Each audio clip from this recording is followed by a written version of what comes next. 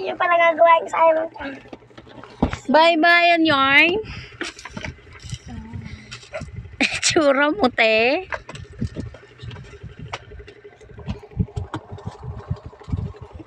Gumagawa po ako ng assignment ni Gian, guys.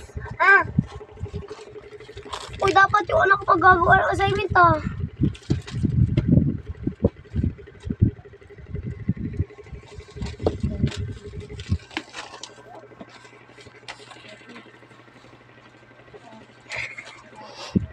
Kakang kasi! Tama po guys, pangit po ng bahay niya, oh. May kitulog na ako.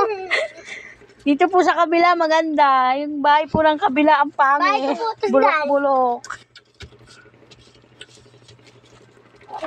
Hindi ako dito ko sa... Feeling mo yan.